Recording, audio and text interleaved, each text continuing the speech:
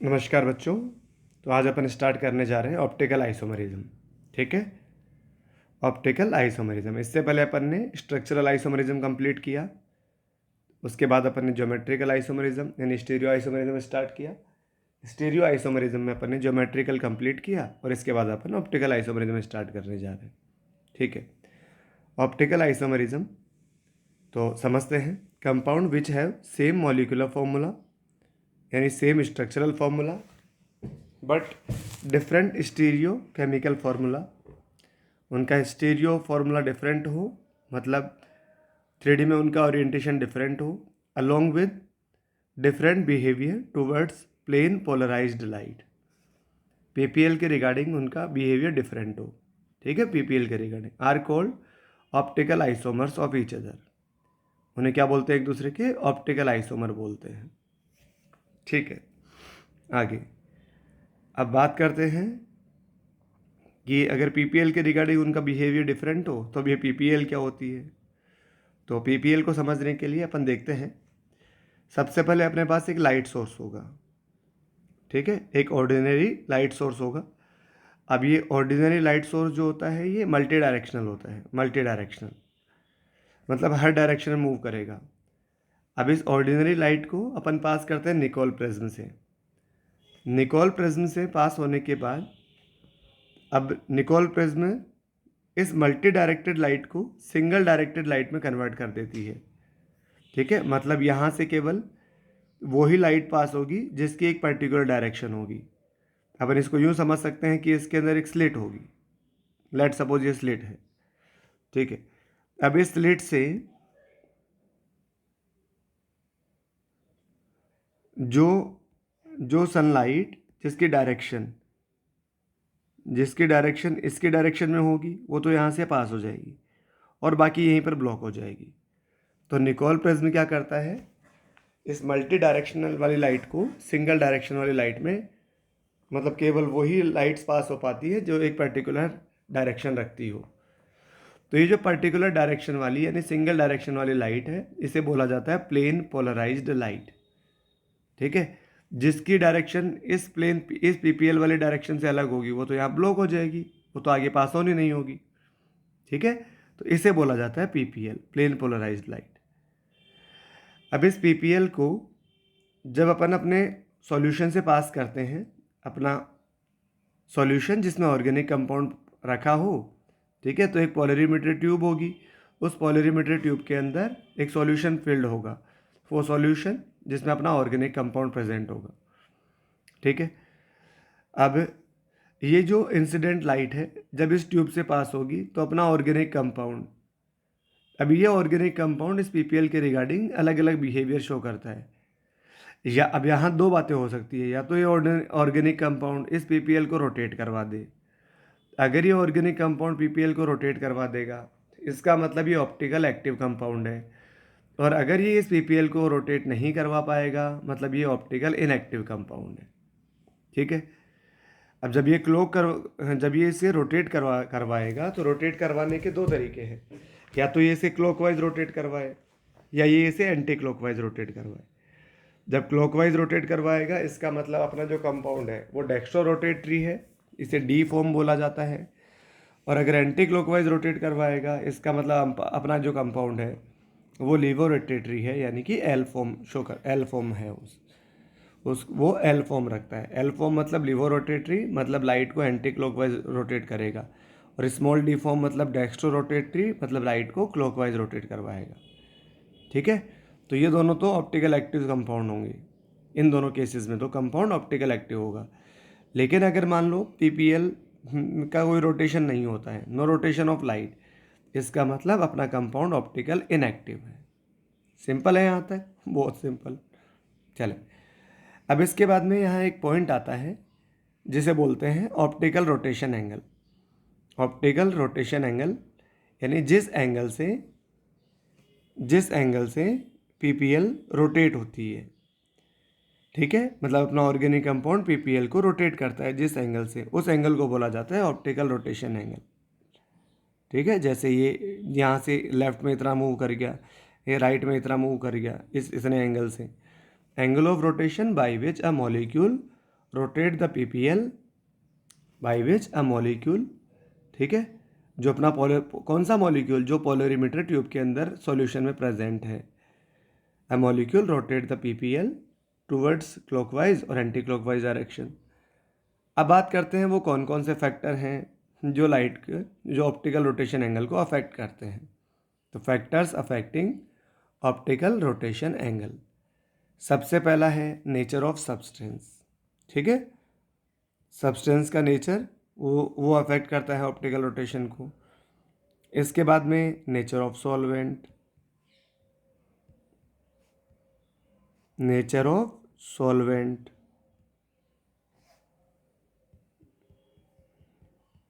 इसके बाद जो सॉल्यूशन है उसमें कॉन्सेंट्रेशन ऑफ सॉल्यूशन, और ये जो कॉन्सेंट्रेशन होनी चाहिए ये किस में होनी चाहिए, ग्राम पर ml, ग्राम पर ml, ठीक है। इसके अलावा जो एक्सपेरिमेंटल टेम्परेचर है उस पर भी डिपेंड करता है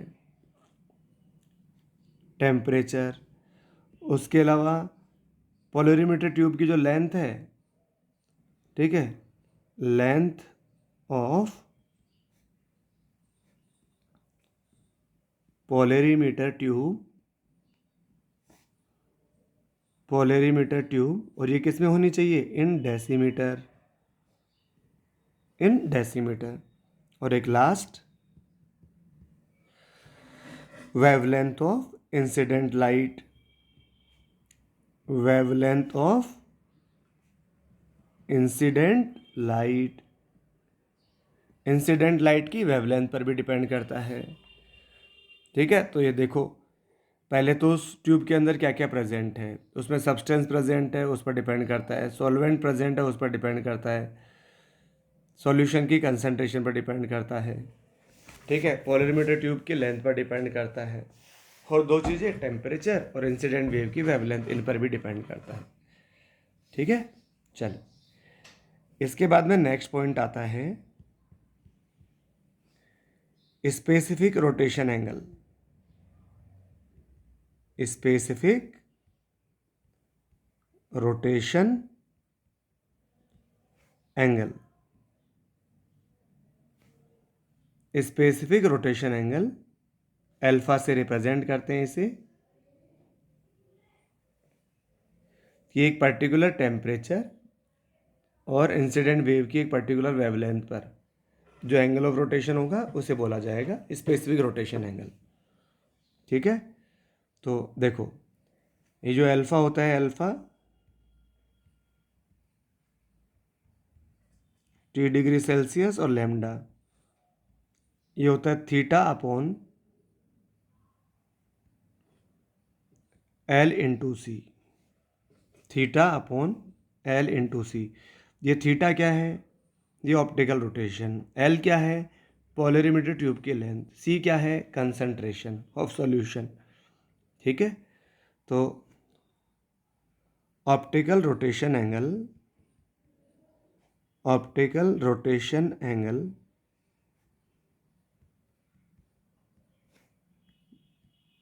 optical rotation angle in per unit length,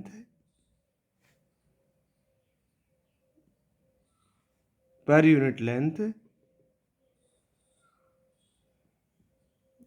in decimeter of tube and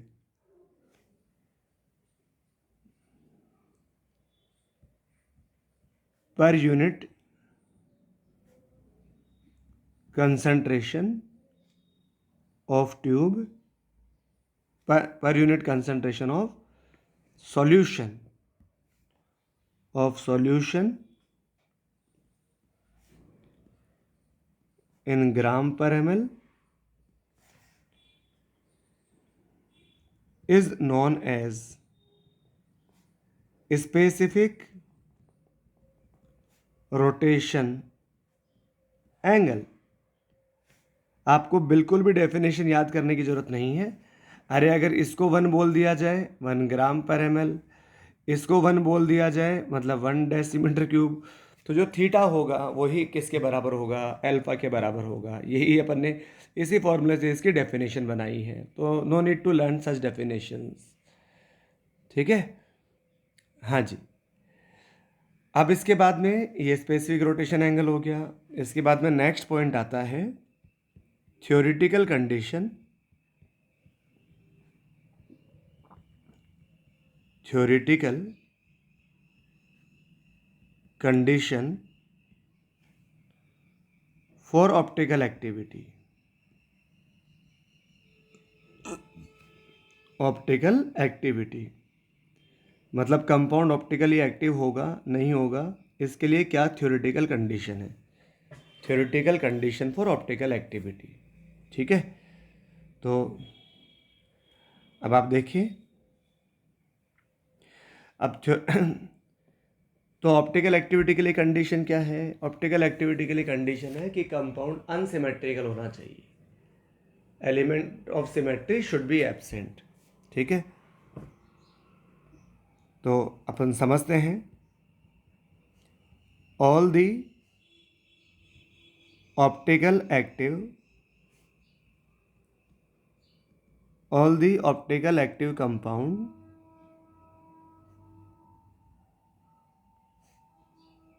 optical active compounds are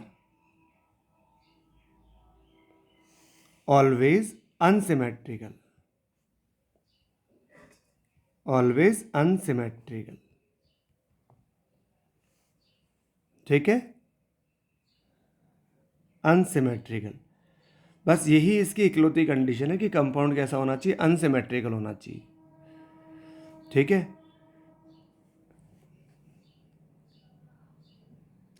ठीक है। अब अनसिमेट्रिकल कंपाउंड को अपन और क्या बोल सकते हैं, unsymmetrical compound, unsymmetrical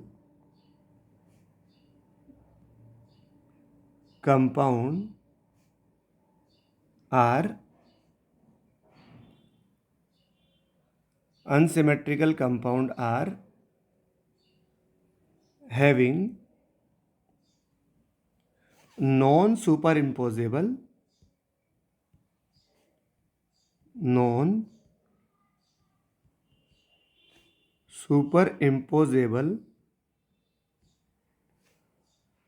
mirror image.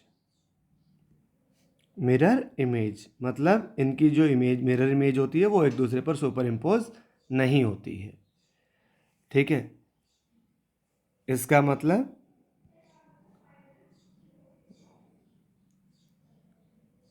For a compound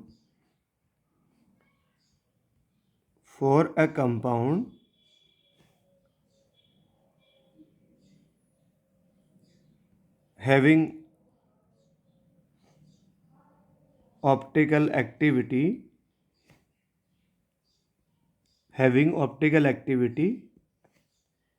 element of symmetry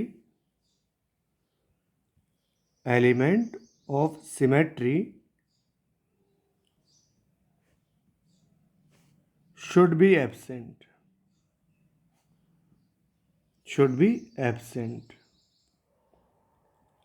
element of symmetry वहाँ पर क्या होना चाहिए, एब्सेंट होना चाहिए एलिमेंट ऑफ सिमेट्री। ठीक है, ओके। तो अब अपने दिमाग में आ रहा है कि ये एलिमेंट ऑफ सिमेट्री क्या होता है, एलिमेंट ऑफ सिमेट्री क्या होता है। ठीक है, तो अपन बात करते हैं एलिमेंट ऑफ सिमेट्री के बारे में।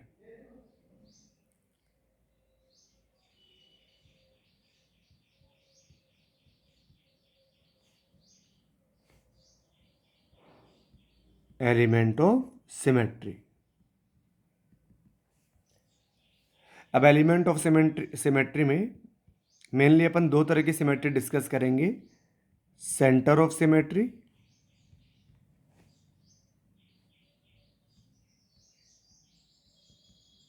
सेंटर ऑफ सिमेट्री COS, ठीक है, and plane of symmetry, centre of symmetry and plane of symmetry.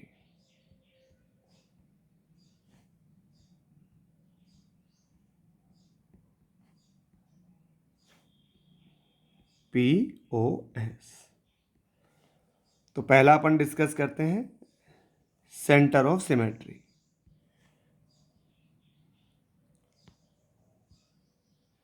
तो फर्स्ट है सेंटर ऑफ सिमेट्री। तो देखो सेंटर ऑफ सिमेट्री में क्या होता है, एक ऐसा एन इमेजिनरी पॉइंट, समझते हैं अपन, पहले डेफिनेशन नोट करते हैं फिर इसको समझते हैं।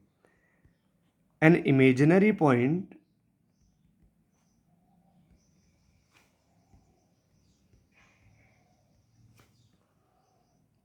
और centre from which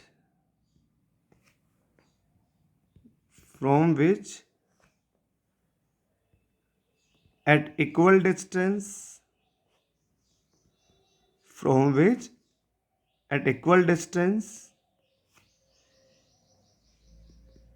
in each opposite direction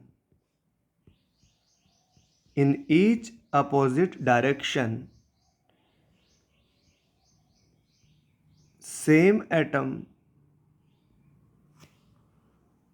oblique group of atom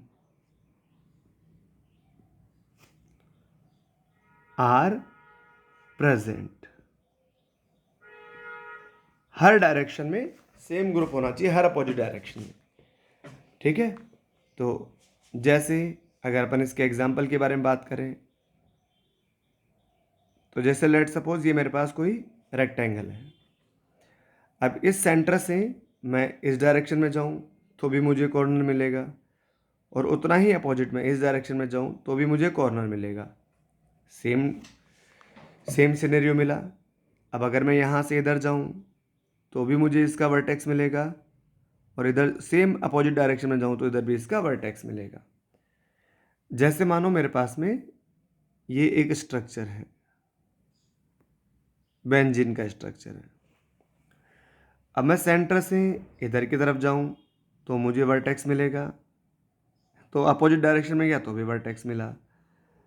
मैं इधर गया तो भी वर्टेक्स मिला, फिर इधर गया तो भी वर्टेक्स मिला, इधर गया तो भी वर्टेक्स मिला, इधर गया तो भी वर्टेक्स मिला, इधर गया तो एज सेंटर मिला, इधर गया तो एज सेंटर मिला, इधर गया तो एज सेंटर मिला, इधर गया तो एज सेंटर मिला, इधर गया तो एज सेंटर मिला, और इधर गया तो एज सेंटर मिला। तो हर अपोजिट डायरेक्शन में अपने को सेम सिनेरियो नज़र आ रहा है। ठीक है, तो यहाँ पर क्या प्रेजेंट है, सेंटर ऑफ सिमेट्री प्रेजेंट है, सेंटर ऑफ सिमेट्री। ठीक है, इसे इतना कॉम्प्लेक्स करने की बजाय अपन थोड़ा सिंपल भी कर सकते हैं। ठीक है, तो जैसे आप किसी भी मैं तो कुछ पर्टिकुलर डायरेक्शन बना देता हूँ, आप खुद से कर लेना। जैसे इधर गया तो भी वही वर्टेक्स मिला, इधर गया तो भी वर्टेक्स मिला, इधर गया तो एज सेंटर मिला, इधर गया तो एज सेंटर मिला। हर अपोजिट डायरेक्शन में चेक करना, हर अपोजिट डायरेक्शन। जैसे अब यहाँ मेरे पास में एक CL इस तरह से बना हुआ है ना, इस पोजीशन पर यहाँ CL लगा है और एक यहाँ CL लगा है। तो ये जो पोजीशन होती है, ठीक है, ये जो पोजीशन होती है डैश लाइन, इसे क्या बोलते हैं, वेज लाइन या डार्क सॉलिड लाइन। ये है वेज लाइन या सॉलिड लाइन। ये क्या होती है, above the plane, above the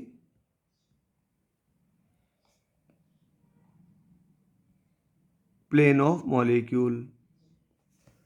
ये क्या है, डैश लाइन।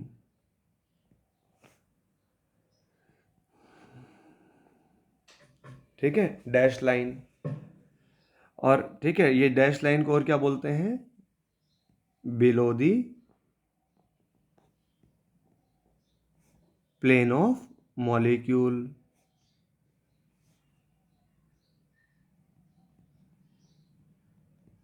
अब आप चेक कर सकते हैं कि अगर आप सेंटर से ऊपर की तरफ जाएंगे तो आपको सी एल मिलेगा, और उसी सेंटर से जिस डायरेक्शन में ऊपर ऊपर की तरफ गए उसके जस्ट अपोजिट डायरेक्शन में जाएंगे तो आपको फिर नीचे वाला सी एल मिलेगा। ठीक है, तो इधर भी सी एल मिला, इधर भी सी एल मिला। ठीक है, इसमें अगर आप इस साइड में गए तो आपको वर्टेक्स मिला, इधर उतना ही इधर अपोजिट डायरेक्शन में गए तो वर्टेक्स मिला, इधर गए तो आपको एज का सेंटर मिला, इधर गए तो एज का सेंटर मिला, इधर ये सी एल मिला और इधर ये वाला सी एल मिला। तो हर अपोजिट डायरेक्शन में आपको सेम एटम या सेम ग्रुप ऑफ एटम मिल रहा है। इसका मतलब यहाँ सी ओ एस था, यहाँ भी सी ओ एस था और यहाँ पर भी सी ओ एस है। अगर यही स्ट्रक्चर कुछ इस तरह का होता,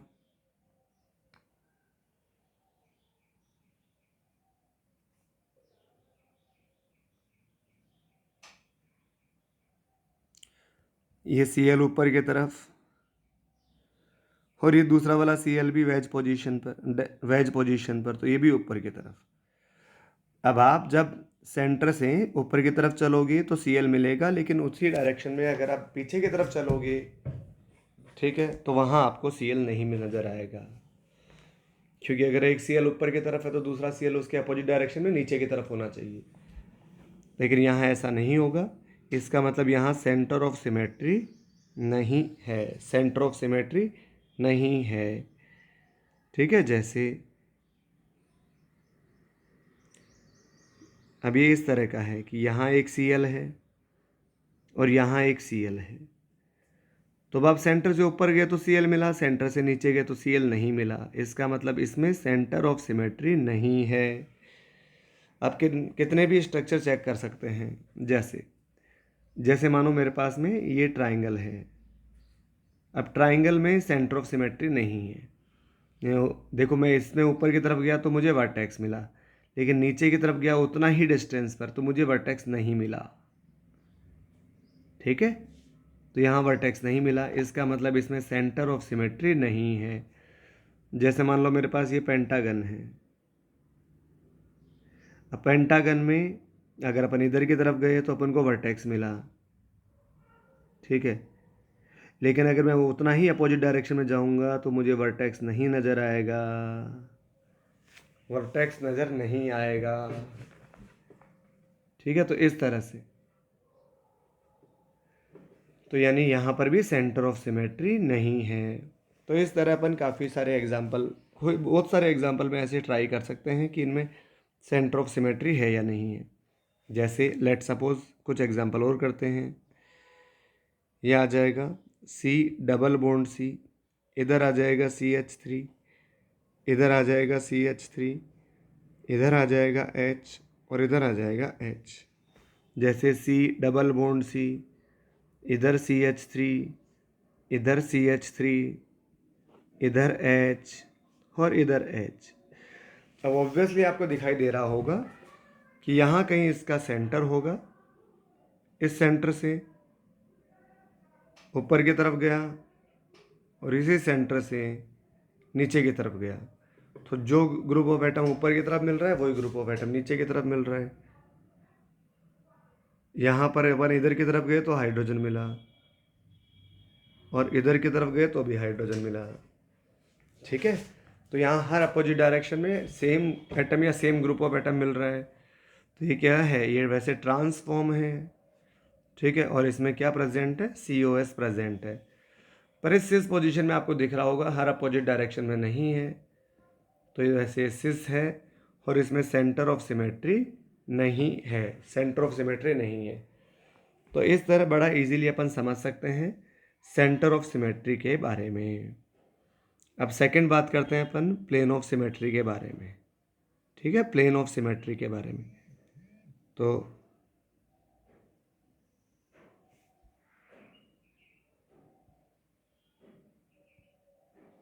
नेक्स्ट आता है प्लेन ऑफ सिमेट्री। अब प्लेन ऑफ सिमेट्री की पहले एक बार डेफिनेशन नोट कर ले, ठीक है, फिर उसके बाद में अपन एग्जाम्पल के थ्रू इसे समझेंगे। Any imaginary plane any imaginary plane, ठीक है। अब इमेजिनरी प्लेन मतलब at least one,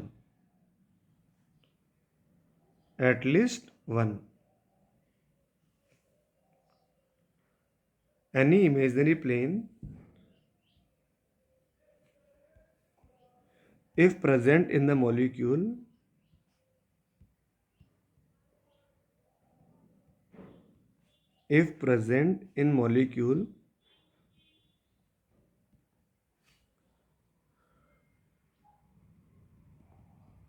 which divide the molecule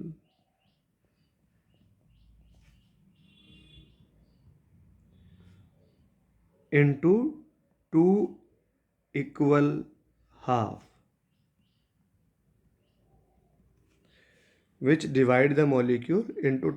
half, ठीक है।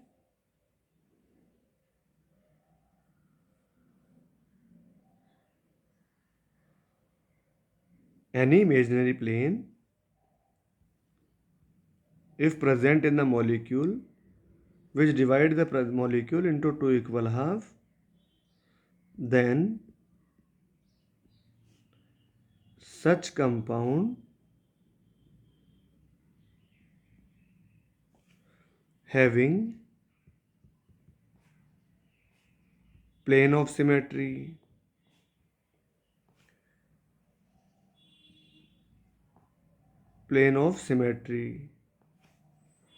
such compound having plane of symmetry, POS,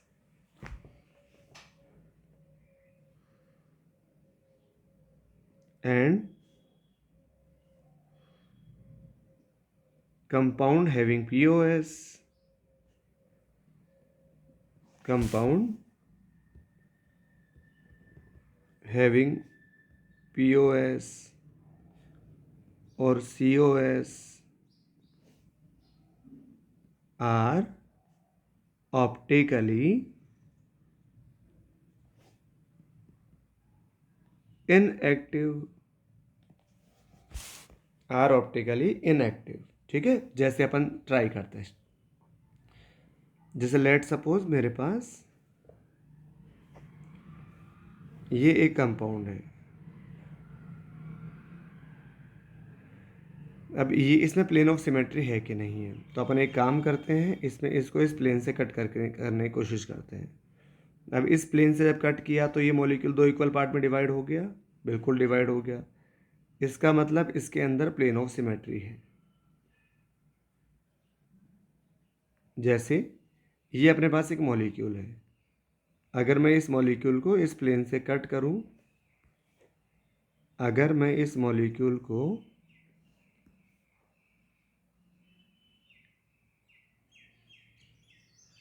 इस प्लेन से कट करूं तो ये दो इक्वल पार्ट में डिवाइड हो रहा है। इसका मतलब यहाँ क्या प्रेजेंट है, POS प्रेजेंट है। अब जैसे ये मॉलिक्यूल है, अब इस मॉलिक्यूल में देखो कितनी सारी POS है। आप इसे ऐसे डिवाइड करो, दो इक्वल हाफ में डिवाइड हो जाएगा। आप इसे ऐसे डिवाइड करो, दो इक्वल हाफ में डिवाइड हो जाएगा। ऐसे डिवाइड करो, दो इक्वल हाफ में डिवाइड हो जाएगा। ऐसे डिवाइड करो, दो इक्वल हाफ में डिवाइड हो जाएगा। ऐसे डिवाइड करो, दो इक्वल हाफ में डिवाइड हो जाएगा। ऐसे डिवाइड करो, दो इक्वल हाफ में डिवाइड हो जाएगा, है ना।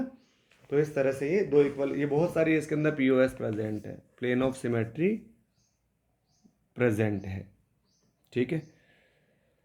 और एग्जांपल ट्राई करें तो जैसे लेट सपोज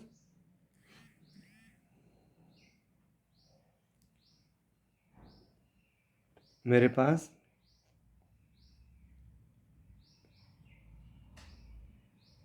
यहाँ जो ग्रुप ऑफ एटम प्रेजेंट है, यहाँ पर मेरे पास वेज पोजीशन पे Cl है और इधर भी वेज पोजीशन पे Cl है।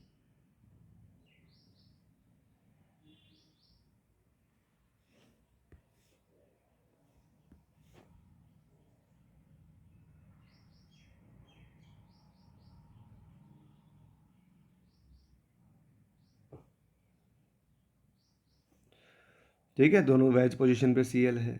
तो यहाँ पर अगर मैं इसे 20 से डिवाइड करूँ तो ये 2 इक्वल हाफ में डिवाइड हो जाएगा। अब अगर 2 इक्वल हाफ में डिवाइड हो जाएगा, इसका मतलब यहाँ क्या प्रेजेंट है, यहाँ प्लेन ऑफ सिमेट्री प्रेजेंट है। ठीक है, लेकिन अगर इसी को मैं इस तरह से डिवाइड करूँ, मतलब यही इस तरह से होता कि यहाँ Cl वेज पर होता और यहाँ Cl डैश पर होता। अब अगर मैं इसको ऐसे डिवाइड करूँ तो यहाँ पर प्लेन ऑफ सिमेट्री नहीं है, प्लेन ऑफ सिमेट्री नहीं है, क्योंकि एक Cl ऊपर की तरफ है। ठीक है, तो ऊपर वाले जब अपन इसको ऐसे डिवाइड करेंगे तो ऊपर वाले की इमेज अगर बगल में देखूंगा तो ऊपर ही आनी चाहिए।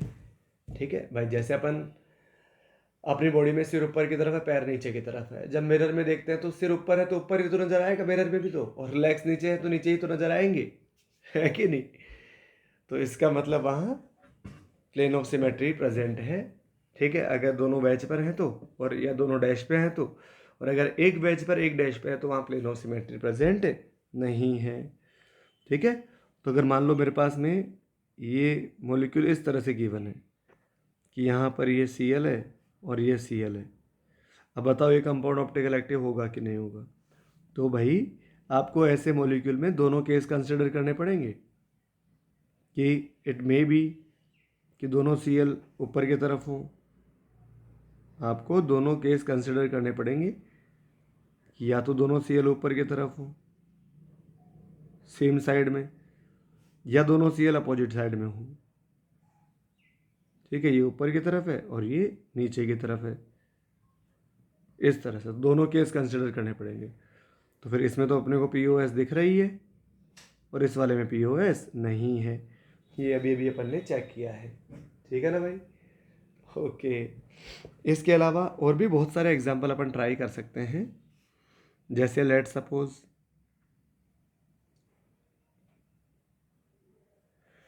यहाँ मेरे पास एक Cl है, ये कोई ग्रुप लगा हुआ है। लेट सपोज इधर मेरे पास क्लोरीन है, इधर मेरे पास क्लोरीन है।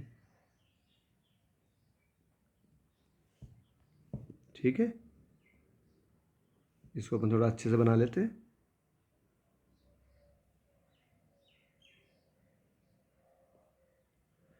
ये क्लोरीन है, अभी इसी स्ट्रक्चर को कॉपी कर लें, इसे पेस्ट कर दें।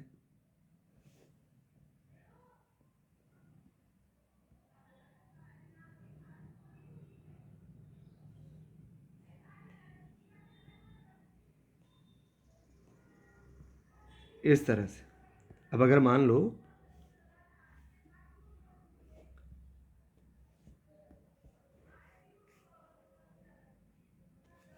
ये, अब इन चारों में कहाँ कहाँ POS है और कहाँ POS नहीं है, ये अपने को बताना है।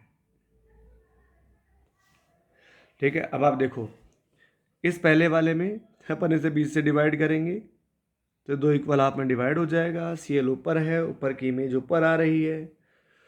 अगर मैं इसको ऐसे डिवाइड करूँ इस प्लेन से तो 2 इक्वल हाफ में डिवाइड नहीं हो रहा, क्योंकि एक Cl ऊपर की तरफ है, एक Cl नीचे की तरफ है। तो इस वाले में तो POS है, लेकिन इस वाले में POS नहीं है। चलो फटाफट बताओ इन दोनों के अंदर POS है कि नहीं है, इन दोनों के अंदर POS है कि नहीं है। अरे बच्चों, इन दोनों में POS है कि नहीं है। तो अब आप सोचोगे जब अपन इसको ऐसे डिवाइड करेंगे तो यहाँ तो POS दिख रही है ना, और जब इसको ऐसे डिवाइड करेंगे तो यहाँ POS नहीं दिख रही, यहाँ POS नहीं दिख रही। गलत, इसमें भी POS है। ये वेज और डैश पे केवल कंफ्यूज करने के लिए बनाया हुआ है, ये वेज और डैश पे है ही नहीं। ठीक है, क्योंकि यहाँ पर क्या है, ये जो एटम है ये इस तरह से है, ये एटम sp2 हाइब्रिडाइज्ड है, ये एटम sp2 हाइब्रिडाइज्ड है। अगर sp2 हाइब्रिडाइज्ड है तो सिस्टम कैसा होता है, ट्राइगोनल प्लेनर, यानी तो प्लेनर सिस्टम है। अब इस प्लेनर सिस्टम को मैं इसके प्लेन से ही कट करूँगा, इस प्लेनर सिस्टम को मैं इसके प्लेन से ही कट करूँगा। ठीक है, ये आउट ऑफ द प्लेन और इन द प्लेन नहीं है, ये विद इन द प्लेन है सब के सब, ये सब के सब विद इन द प्लेन है। ऊपर वालों में इनका हाइब्रिडाइजेशन sp3 था, इनका हाइब्रिडाइजेशन sp3 था, तो एटम ऊपर और नीचे की तरफ थे, ऊपर और नीचे की तरफ थे। ठीक है, लेकिन इसमें ऊपर और नीचे की तरफ नहीं है भाई।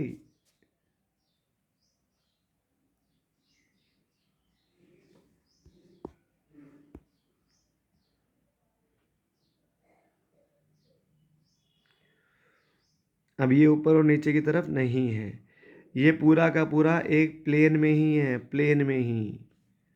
तो इसको अपन इसके प्लेन से ही कट कर सकते हैं, इसके प्लेन से ही कट कर लेंगे। ठीक है, ऐसे ऊपर की तरफ से कट करेंगे, ऊपर की तरफ से। अब बिल्कुल प्लेन से कट करेंगे तो जब अपन अगर किसी मॉलिक्यूल को उसके प्लेन से कट करते हैं, अगर किसी मॉलिक्यूल को इसके प्लेन से कट करते हैं तो इसे बोला जाता है स्लाइस कट। इसे क्या बोलते हैं? Slice cut. ठीक है, अब अगर अपन जिस प्लेन से कट कर रहे हैं उस प्लेन में कोई भी एटम आए, उस एटम को, उस एटम, वो एटम दो इक्वल हाफ में डिवाइड हो जाता है, और अगर दो इक्वल हाफ में डिवाइड हो जाता है तो इसका मतलब आप प्लेन ऑफ सिमेट्री है। तो अपन को कभी भी आज के बाद अगर किसी मॉलिक्यूल को उसके प्लेन से कट करते हैं तो वहाँ 100% प्लेन ऑफ सिमेट्री होगी, अगर सारे एटम उसी प्लेन में हैं तो। ठीक है, अब चाहे वो एटम डिफरेंट हो चाहे वो एटम सेम हो, उससे कोई फर्क नहीं पड़ता। जैसे यहाँ यहाँ ये जो Cl है, यहाँ अगर Br भी होता ना तो भी कोई फर्क नहीं पड़ता। यहाँ अगर ब्रोमीन होता, यहाँ अगर क्लोरीन होता तो कोई फर्क नहीं पड़ता, क्योंकि वो तो दो इक्वल हाफ में, क्लोरीन एक, अपन एटम को एक सॉलिड मॉलिक्यूल, एक सॉलिड स्फीयर मानते हैं, तो जब अपन उसको दो पार्ट में डिवाइड करेंगे तो सॉलिड स्फीयर दो इक्वल पार्ट में डिवाइड हो जाएगा, तो क्लोरीन भी दो इक्वल हाफ में डिवाइड हो जाएगा, ब्रोमीन भी दो इक्वल हाफ में डिवाइड हो जाएगा।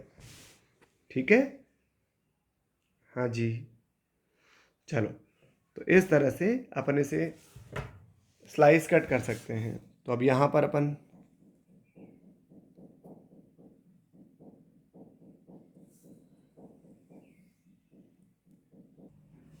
ठीक है, तो इस तरह से अपन चेक कर सकते हैं कि मॉलिक्यूल को उसके प्लेन से कट कर सकते हैं। अब ये अगर एक सॉलिड स्फीयर है, ये एक अगर सॉलिड स्फीयर है, तो इसको जब दो इक्वल पार्ट में डिवाइड करोगे तो तो सॉलिड स्फीयर को जब बीचों बीच से कट करोगे तो दो इक्वल हाफ में डिवाइड होगा ही होगा। ठीक है, तो वहाँ तो प्लेन ऑफ सिमेट्री आएगी ही आएगी। ठीक है, इस तरह से। तो ये अपन ने प्लेन ऑफ सिमेट्री और सेंटर ऑफ सिमेट्री के बारे में डिस्कशन किया। अब यहाँ एक पॉइंट और आता है जिसे बोला जाता है कायरल सेंटर। ठीक है, तो कायरल सेंटर क्या होता है? मैं सॉरी, एक बात और बता दूं, जो अनसिमेट्रिकल मॉलिक्यूल होता है, अनसिमेट्रिकल मॉलिक्यूल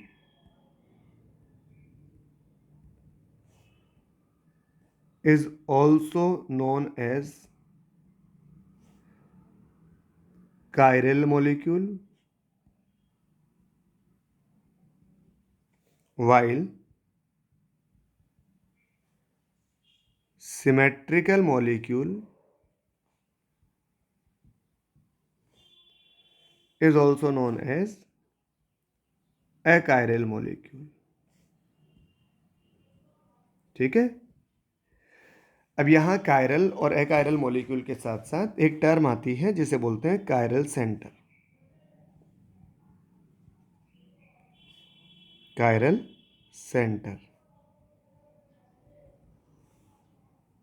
ठीक है, अब कायरल सेंटर क्या होती है तो ये समझ सकते हैं अपन।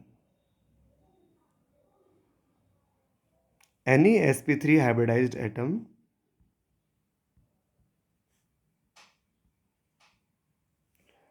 any sp3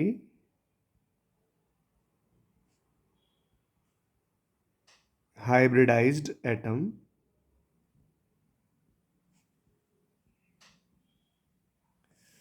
which have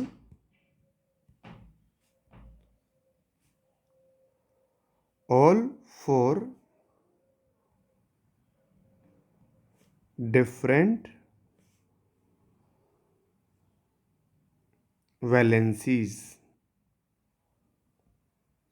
ठीक है, मतलब उसकी जो चारों वैलेंसी है वो क्या होनी चाहिए, डिफरेंट होनी चाहिए, इज नॉन एज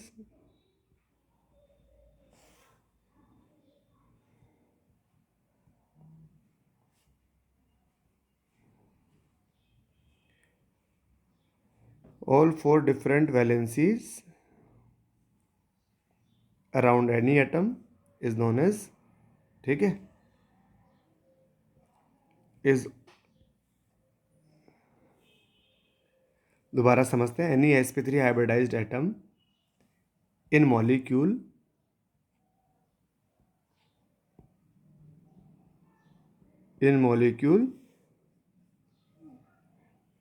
ठीक है, have all four different valencies, then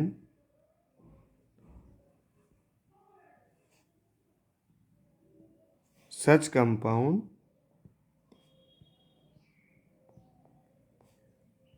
having chiral center, such compound having chiral center। ठीक है, अब अगर मान लो किसी में चारों वैलेंसी डिफरेंट है, चारों वैलेंसी डिफरेंट है, तो जैसे अपन इसका एग्जांपल समझते हैं। मान लो ये मेरे पास कार्बन है, इधर फ्लोरीन, इधर क्लोरीन, इधर ब्रोमीन और इधर आयोडीन। तो अब इसकी चारों वैलेंसी डिफरेंट है, इसका मतलब ये क्या है, ये कंपाउंड कायरल सेंटर रखता है, ये कंपाउंड कायरल सेंटर रखता है। ठीक है, हाँ जी, ठीक है। जैसे इस कार्बन की चारों वैलेंसी डिफरेंट है, मतलब इसके पास एक कायरल सेंटर है। सिमिलरली जैसे यहाँ कार्बन है, ये हाइड्रोजन है, ये ड्यूटेरियम है,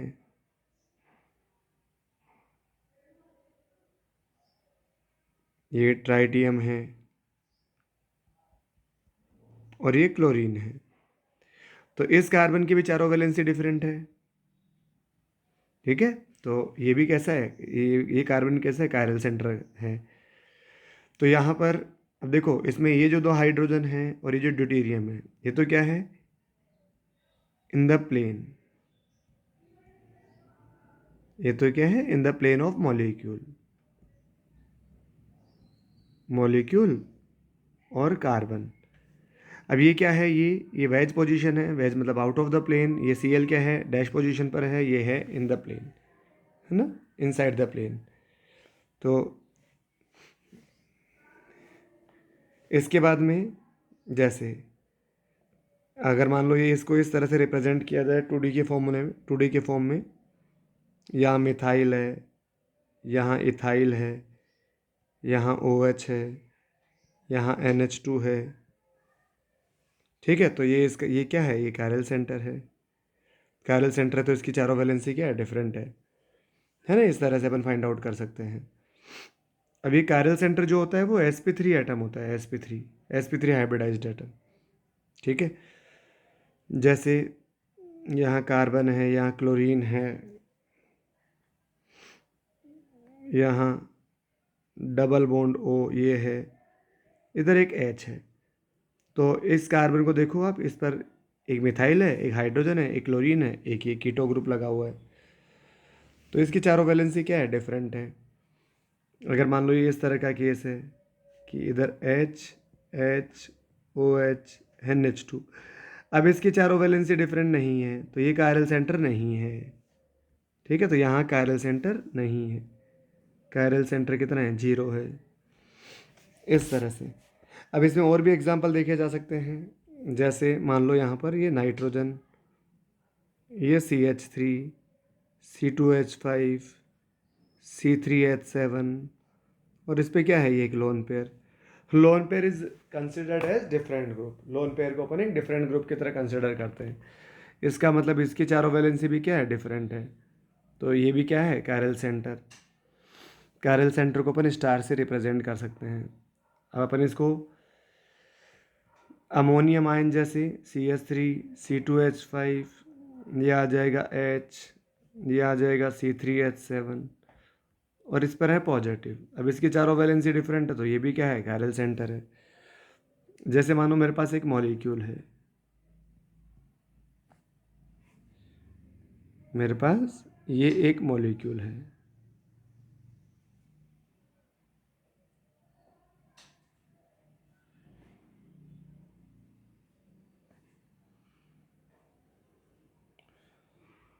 यहाँ एक मिथाइल अटैच है, यहाँ एक क्लोरीन अटैच है, यहाँ एक ब्रोमीन अटैच है। अब इस मॉलिक्यूल में मुझे चेक करना है कि मेरे पास कितने कैरल सेंटर हैं। तो अब आप देखो, जैसे इस कार्बन की बात करूँ तो इस कार्बन पर दो का, ठीक है, दो हाइड्रोजन अटैच है, तो ये तो कैरल सेंटर नहीं हो सकता। इस कार्बन पर अगर मैं चेक करूँ तो इस कार्बन पे एक मिथाइल है, एक इधर एथाइल है, एक एच है, और इधर लेफ्ट में तो पूरा बल्कि सा ग्रुप है, तो ये कैरल सेंटर है। ठीक है, जैसे इस कार्बन के बारे में अगर मैं बात करूँ तो इस कार्बन के बारे में एक Br लगा है, राइट में अलग ग्रुप है, लेफ्ट में अलग ग्रुप है, और एक H है, तो ये कैरल सेंटर है। अब मैं इस वाले कार्बन के बारे में बात करूँ, इस कार्बन के राइट में अलग ग्रुप है, लेफ्ट में अलग Br है, ऊपर अलग है, और एक H है, तो ये कैरल सेंटर रखता है। अगर मैं इस वाले ग्रुप के बारे में एटम के बारे में बात करूँ तो ये भी कैरल सेंटर रखता है, चारों वैलेंसी डिफरेंट है। इसके बारे में बात करूँ तो चारों वैलेंसी डिफरेंट है। ठीक है, इसके बारे में बात करूँ तो चारों वैलेंसी डिफरेंट है। ठीक है, इसके बारे में बात करूँ तो चारों वैलेंसी डिफरेंट है। बस यही है, बाकी तो ये वाला कार्बन तो sp2 कार्बन है, तो ये तो हो नहीं सकता। तो 1 2 3 4 5 6 7, तो कैरल सेंटर कितने हो जाएंगे यहाँ पर, 7 हो जाएंगे, इस तरह से। अब जैसे लेट सपोज इस तरह का सिस्टम है, C डबल बॉन्ड C, इधर आ जाएगा Br, इधर आ जाएगा I, इधर आ जाएगा H, और इधर आ जाएगा Cl। अब यहाँ कैरल सेंटर हो ही नहीं सकता क्योंकि ये sp2 एटम है, तो कैरल सेंटर कितना आ जाएगा, यहाँ पर 0 आ जाएगा। ठीक है,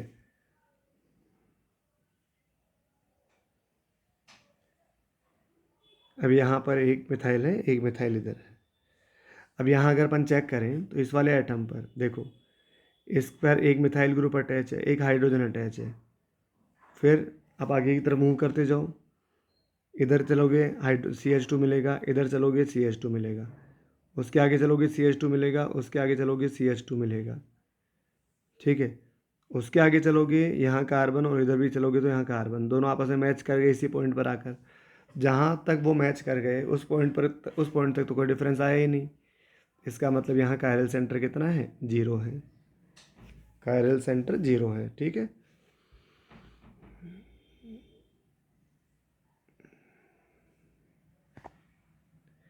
अब यहाँ अगर आप चेक करोगे तो यहाँ आपको कायरल सेंटर मिलेगा। लेफ्ट में अलग कायरल सेंटर है, राइट में अलग कायरल सेंटर। ठीक है, लेफ्ट में अलग ज्योमेट्री है, अलग एटमॉस्फेयर है, राइट में अलग एटमॉस्फेयर है। तो यहाँ पर कायरल सेंटर कितना आ जाएगा अपने पास में, 2 आ जाएंगे, है ना, 2 कायरल सेंटर आ जाएंगे। जैसे अगर मान लो इस तरह का अरेंजमेंट है, यहाँ ब्रोमीन, यहाँ क्लोरीन, यहाँ मिथाइल, यहाँ मिथाइल। अब इस पे चेक करोगे चारों वैलेंसी डिफरेंट है, इस पे चेक करोगे चारों वैलेंसी डिफरेंट है, इस पे चेक करोगे चारों वैलेंसी डिफरेंट है, इस पे चेक करोगे चारों वैलेंसी डिफरेंट है। तो यहाँ कायरल सेंटर कितने आ गए, 4 आ गए। ठीक है, जैसे सल्फर है,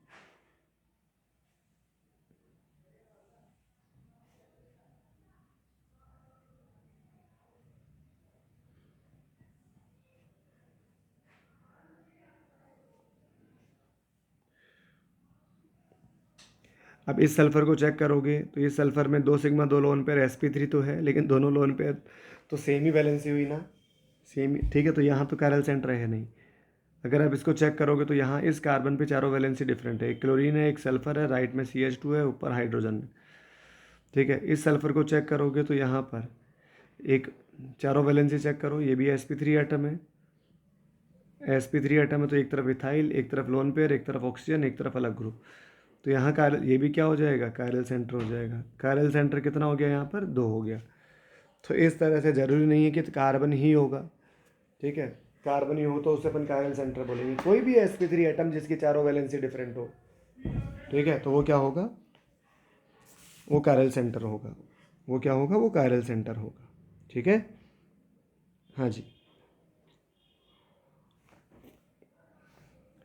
इसके बाद में नेक्स्ट पॉइंट आता है जिसे बोला जाता है pseudo chiral carbon. Pseudo chiral carbon.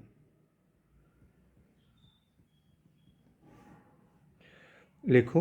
अब देखो, पहले अपन इसकी डेफिनेशन समझते हैं, डेफिनेशन लिखते हैं फिर इसे समझते हैं। The carbon atom which have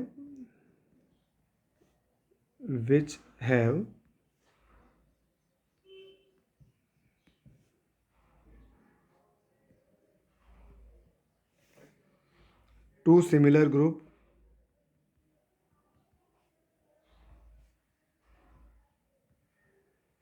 the carbon atom which have two similar group but directly bonded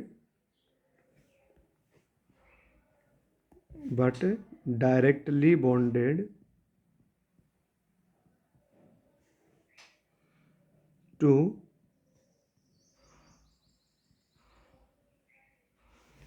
chiral carbon atom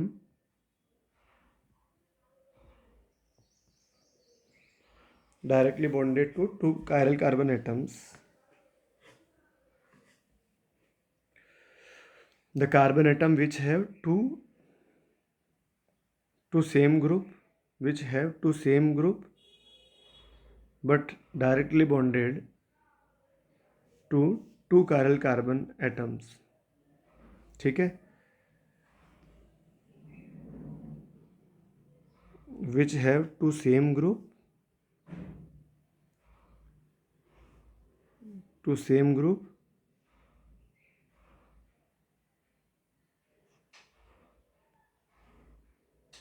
अब देखो थोड़ा सा अपन इसको मॉडिफाई करते हैं। Which have to same group, ठीक है, means having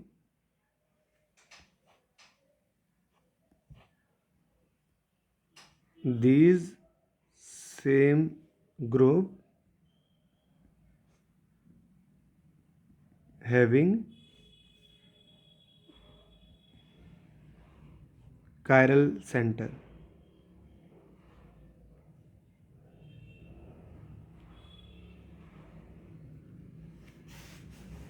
The carbon atom which have two same, which is bonded to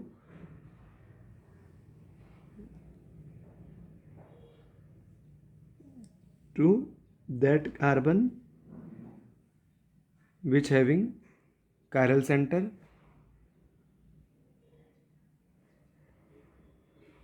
and having two different group, मतलब जैसे 4 वैलेंसी होगी कार्बन की, तो कार्बन की 2 वैलेंसी में से एक जैसे H लगा है, एक OH लगा है, ये 2 वैलेंसी तो क्या हो गई, डिफरेंट हो गई, ठीक है। अब यहाँ पर जो बाकी बची हुई जो 2 वैलेंसी है, बाकी बची हुई जो 2 वैलेंसी है, जैसे यहाँ पर ये आ गया CH3, इधर आ गया Cl, ये आ जाएगा Cl, CH3, इधर H, इधर H। अब आप देखो ये जो कार्बन है, ये कार्बन 2 वैलेंसी से, दो डिफरेंट वैलेंसी से अटैच है, और जिन 2 वैलेंसी से फर्दर अटैच है, ठीक है, तो जिन 2 एटम से अटैच है वो खुद कैसे हैं, वो कायरल है। तो इस तरह से ऐसे कार्बन को बोला जाता है pseudo chiral, pseudo chiral carbon.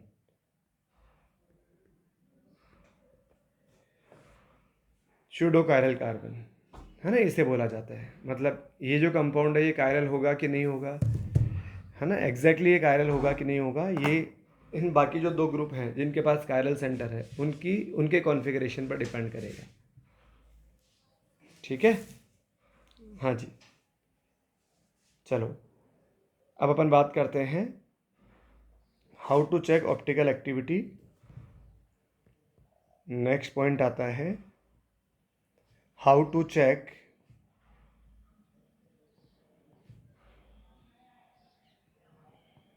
Optical activity.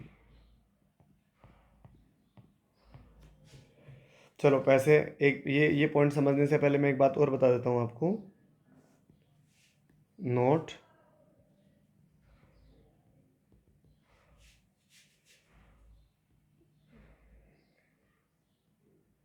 having chiral carbon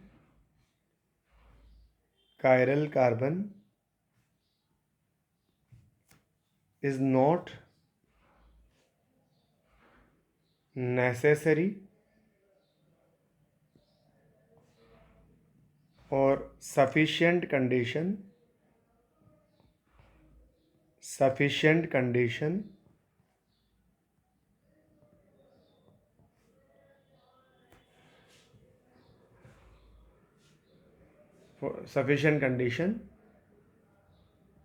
to show optical activity,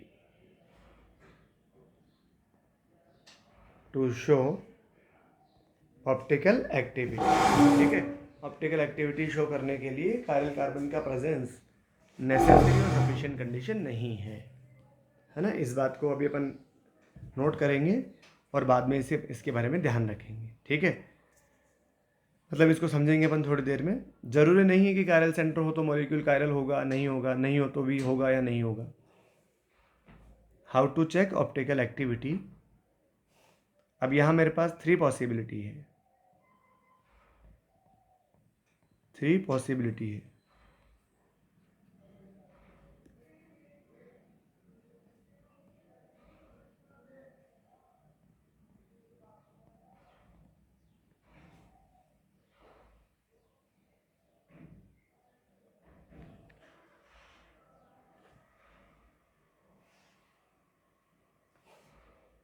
molecule having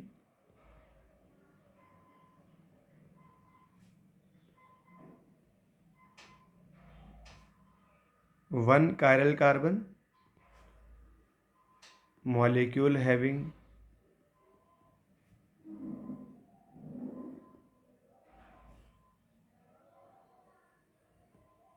more than 3 possibilities. अपन तीनों को अलग अलग डिस्कस कर लेते हैं। 3 पॉसिबिलिटीज। पहला,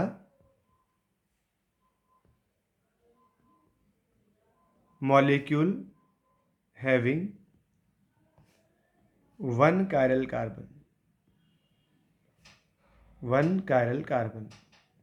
अगर किसी के पास एक ही कायरल कार्बन है तो सच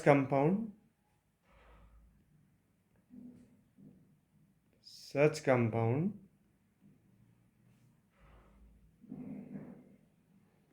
आर ऑलवेज ऑप्टिकली एक्टिव। ऐसे जो कंपाउंड होंगे वो हमेशा ऑप्टिकली एक्टिव होंगे, ऑलवेज ऑप्टिकली एक्टिव।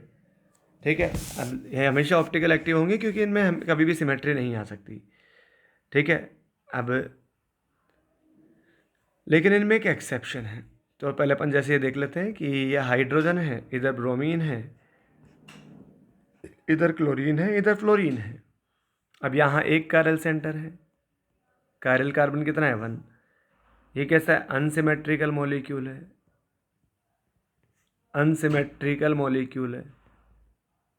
अगर अनसिमेट्रिकल मॉलिक्यूल है, ठीक है, तो ये क्या होगा, ये ऑप्टिकली एक्टिव होगा, ऑप्टिकली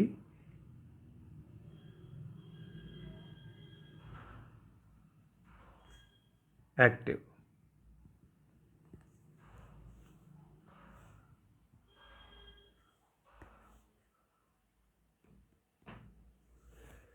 है ना, लेकिन इसमें एक एक्सेप्शन है, एक्सेप्शन।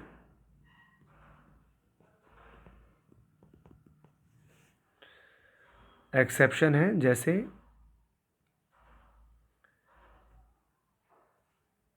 इधर कार्बन है R1 R2 R3 और एक लोन पेयर मतलब नेगेटिव चार्ज, या नाइट्रोजन R1 R2 R3 और एक लोन पेयर।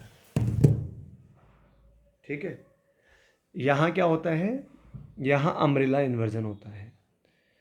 मतलब यहाँ पर अम्ब्रेला इन्वर्जन होता है कैसे, थोड़ी देर में क्या होगा, ये आर ग्रुप तो चले जाएंगे ऊपर की तरफ, लोन पेयर आ जाएगा नीचे की तरफ। तो ये लोन पेयर आ गया, ये R1 हो गया, ये R2 हो गया, ये R3 हो गया। ठीक है, तो ये दोनों एक दूसरे में इंटरकन्वर्ट होते रहते हैं, इंटरकन्वर्ट होते रहते हैं। तो इन दोनों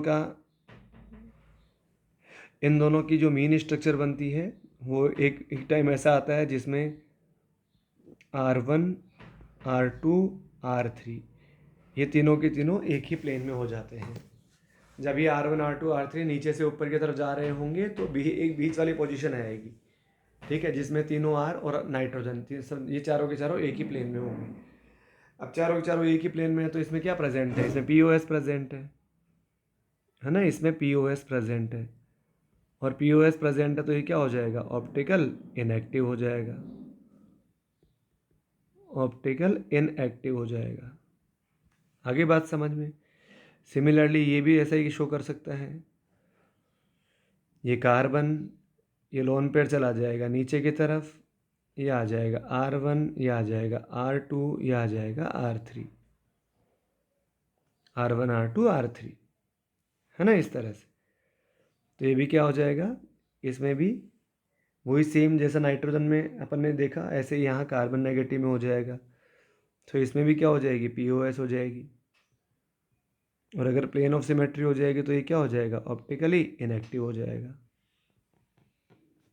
ऑप्टिकली इनएक्टिव हो जाएगा, है ना, इस तरह से ऑप्टिकली इनएक्टिव हो जाएगा। तो मतलब ओनली इन्हें बोला जाता है अम्ब्रेला इन्वर्जन। ठीक है, about inversion is known as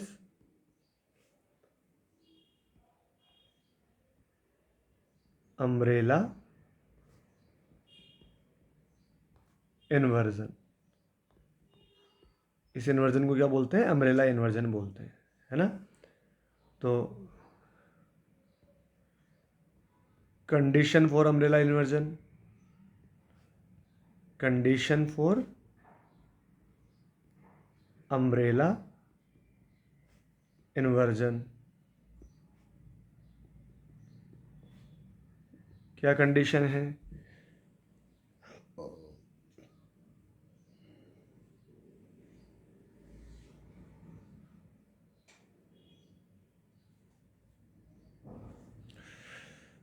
only second period element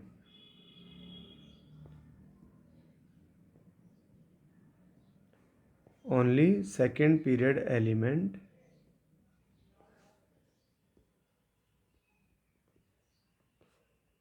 having three different valencies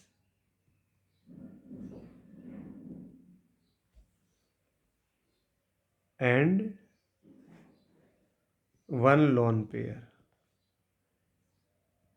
can show such inversion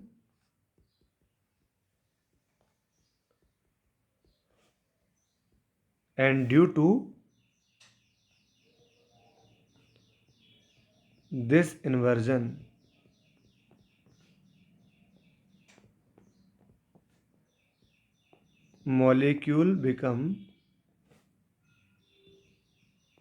molecule becomes optical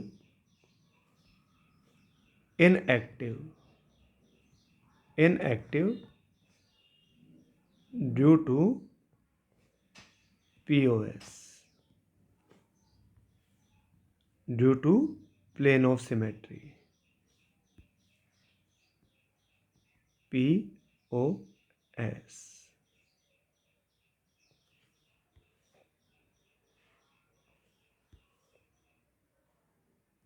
ठीक है, हाँ जी। तो यहाँ पर ये ऐसा मॉलिक्यूल, वैसे कायरल सेंटर 1 वाला मॉलिक्यूल जनरली ऑप्टिकल एक्टिव होगा, है ना, लेकिन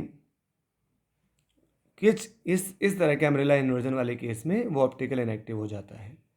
तो ये फर्स्ट केस हो गया। Second case,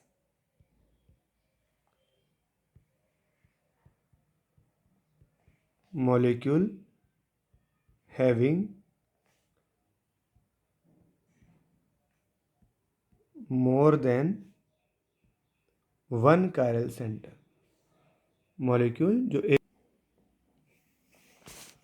molecule having more than one chiral centre. अब अगर एक से ज़्यादा कायरल सेंटर है ना, तो such compound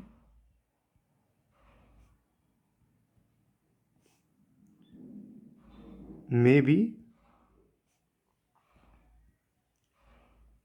optical active or may not be optical active।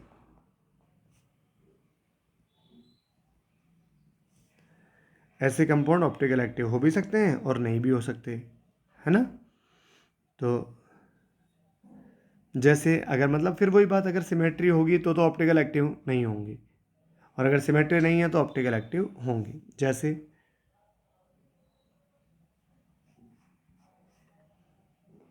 HOH HOH CH3 और CH3। अब अगर आप ऐसे इसको बीच से कट करेंगे तो यहाँ पर अपन को क्या मिल जाएगी, प्लेन ऑफ सिमेट्री मिल जाएगी। और प्लेन ऑफ सिमेट्री मिल जाएगी तो कंपाउंड कैसा होगा, ऑप्टिकल इनएक्टिव। जबकि इसमें कायरल सेंटर कितने हैं, यहाँ पर 2 हैं। ये वाला सेंटर भी कायरल सेंटर है, ये वाला सेंटर भी कायरल सेंटर है।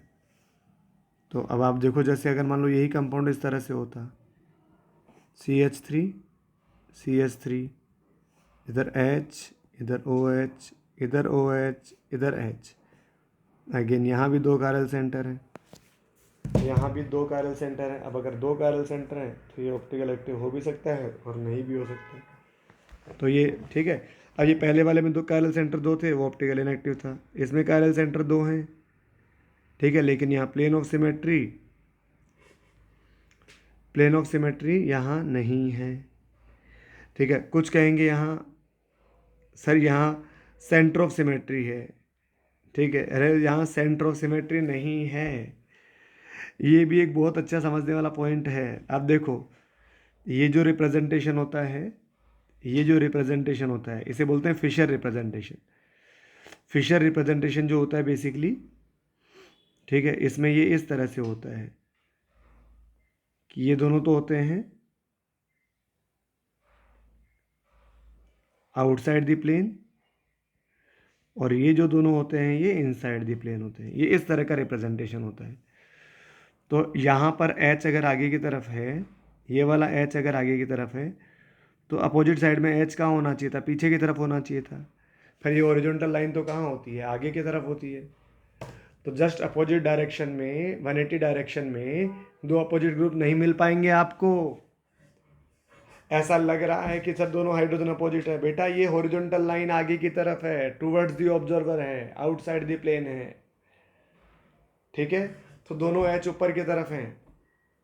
तो अगर आप में एक H सेंटर से एक H के लिए अगर आप आगे ऊपर की तरफ चलेंगे तो दूसरे H के लिए आपको नीचे की तरफ चलना चाहिए था। अगर नीचे मिलता तब सेंटर ऑफ सिमेट्री होती। तो यहाँ सेंटर ऑफ सिमेट्री नहीं है, ठीक है। तो अब ये कैसा है, ये ऑप्टिकल एक्टिव है।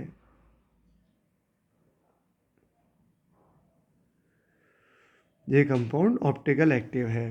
तो आप देखो, आप बड़े इजीली देख सकते हो कि कंपाउंड जिनमें एक से ज़्यादा कैरल सेंटर है वो ऑप्टिकल एक्टिव हो भी सकते हैं, ऑप्टिकल एक्टिव नहीं भी हो सकते, है ना। तो या जैसे और भी एग्जांपल देख सकते हैं अपन, HOH, HOH, CH3, C2H5। अब यहाँ पर भी POS नहीं है, POS नहीं है, तो ये कंपाउंड कैसा है, ऑप्टिकल एक्टिव है। जैसे ये इस तरह का केस है।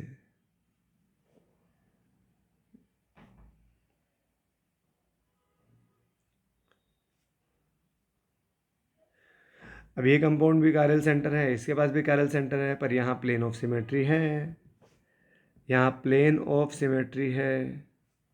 एक से ज़्यादा कायरल सेंटर है, प्लेन ऑफ सिमेट्री है, तो ये ऑप्टिकल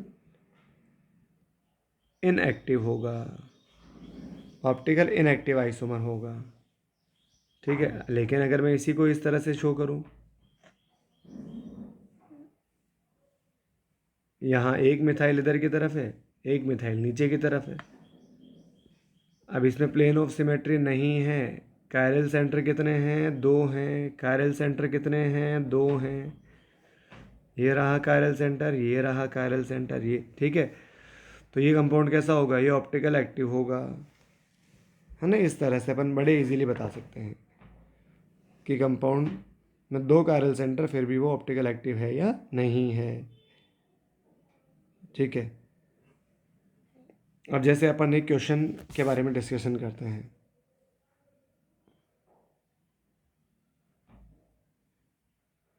क्वेश्चन है,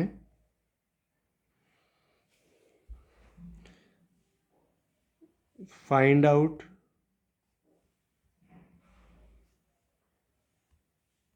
POS and COS in following molecule, in following molecule. अब गिवन मॉलिक्यूल्स में मुझे POS या COS बताना है कि इनमें POS या COS है या नहीं। ठीक है, तो जैसे पहला एग्जांपल है,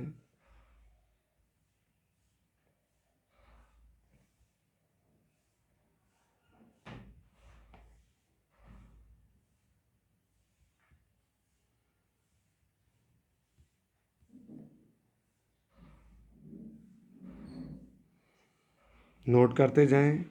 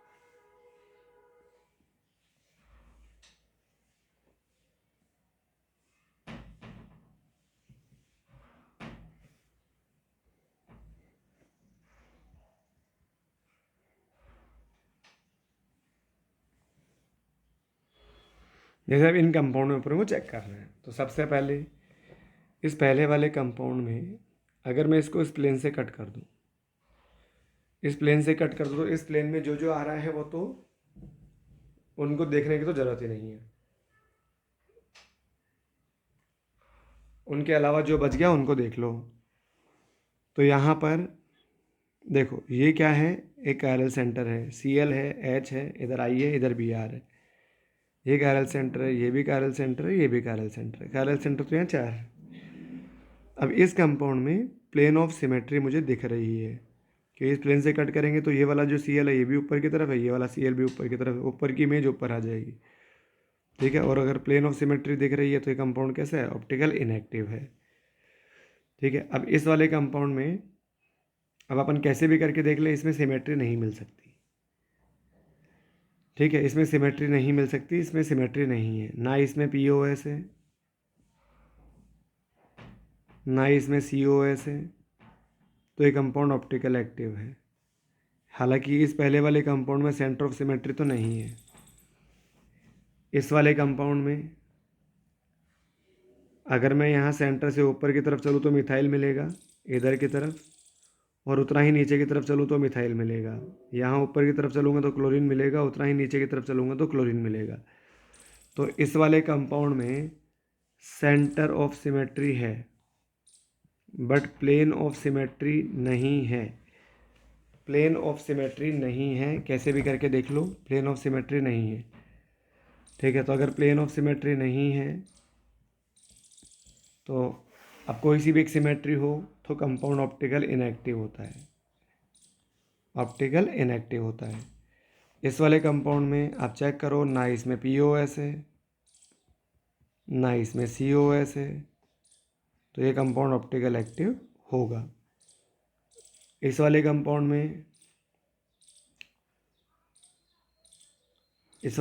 में प्लेन ऑफ सिमेट्री नहीं है।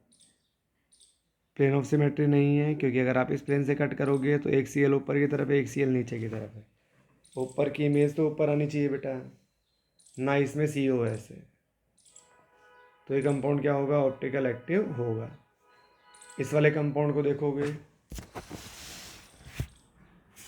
अगर इस वाले कंपाउंड को देखोगे तो यहाँ पर ये sp2 एटम है, ये वाला एटम कैसा है, sp2, ये भी कैसा है, sp2 कैसा होता है, प्लेनर, प्लेनर से डायरेक्टली अटैच प्लेनर, प्लेनर से डायरेक्टली अटैच प्लेनर।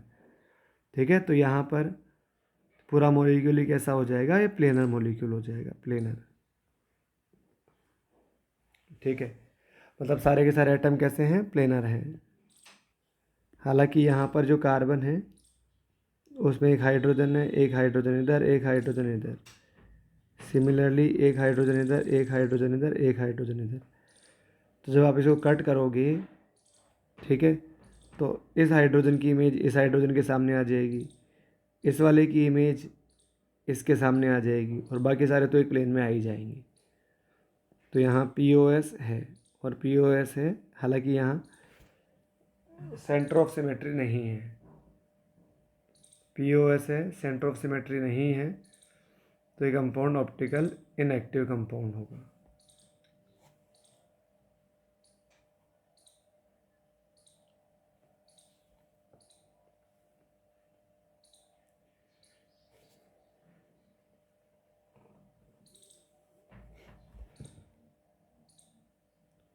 सिमिलरली यहाँ पर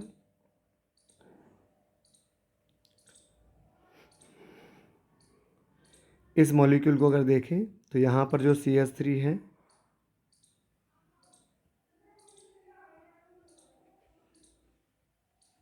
H H और H, H H और H, जब आप इसको बीच से कट करोगे तो इसकी इमेज के सामने ये आ जाएगा, इसके सामने ये आ जाएगा। तो हाइड्रोजन हाइड्रोजन एक दूसरे के आमने सामने आ जाएंगे तो इनकी इमेज दिख जाएगी, बाकी सारे एक प्लेन में आ ही जाएंगे। तो इस कंपाउंड में प्लेन ऑफ सिमेट्री होगी, प्लेन ऑफ सिमेट्री होगी तो ये ऑप्टिकल एक्टिव नहीं होगा, है ना, ऑप्टिकल एक्टिव नहीं होगा। आप इसको ऐसा भी समझ सकते हैं कि ये पूरा का पूरा CH3 सिमिलर मॉलिक्यूल है, तो इसको एक सॉलिड स्फीयर मान सकते हैं। जब बीच से कट करोगे तो दो इक्वल हाफ में डिवाइड हो जाएगा। उससे ज़्यादा सही अपन इसको इस तरह से देखेंगे। ठीक है, तो जब ऐसा आप कट करोगे, इधर वाले हाइड्रोजन की इमेज इधर दिख जाएगी, इधर वाले हाइड्रोजन की इमेज इधर दिख जाएगी। तो इस तरह से ऑप्टिकल एक्टिव कंपाउंड होगा। तो अपन POS और COS फाइंड आउट कर सकते हैं, है ना। इसके बाद में एक पॉइंट और आता है, केस थर्ड, मॉलिक्यूल हैविंग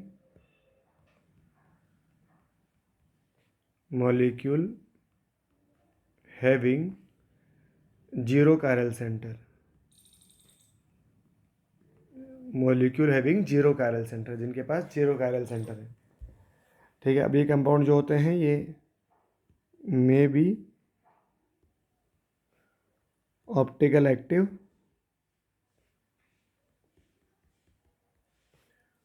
और may not be optical active. या तो ऑप्टिकल एक्टिव हो सकते हैं या नहीं हो सकते, मतलब एक्टिव भी हो सकते हैं और इनएक्टिव भी हो सकते हैं, एक्टिव भी हो सकते हैं और इनएक्टिव भी हो सकते हैं। ठीक है, हाँ जी। अब इनके एग्जांपल जैसे अगर अपन ट्राई करें, ठीक है, तो इसमें अपन कुछ केसेस डिस्कस करेंगे। जैसे मान लो फर्स्ट केस है, अगर मैं इसमें फर्स्ट केस डिस्कस करूं तो optical isomerism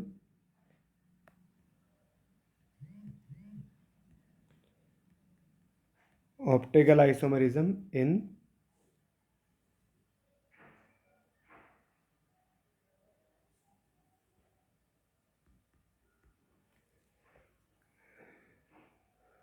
cumulene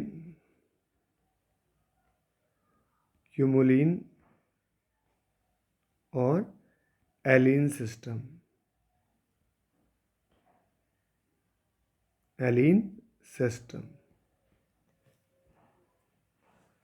optical isomerism इन क्यूमुलिन और एलिन सिस्टम, है ना। तो एलिन सिस्टम में क्या होता है कि यहाँ एलिन सिस्टम क्या होता है, continuous double bond, continuous double bond है तो उन्हें एलिन सिस्टम बोला जाता है ना। तो जैसे C double bond C double bond C double bond C, इस तरह का जो सिस्टम होता है। फिर यहाँ कुछ आइटम लगे होंगे, जैसे इधर एच लगा है, इधर सी एल लगा है, इधर एच लगा है, इधर सी एल लगा है, इस तरह से। अब अपन इस तरह के सिस्टम को समझते हैं। ठीक है, इस तरह के सिस्टम को थोड़ा सा डिटेल में समझते हैं। तो अब इस तरह के सिस्टम को अपन नेक्स्ट क्लास में समझेंगे। ठीक है ना बच्चों, ओके।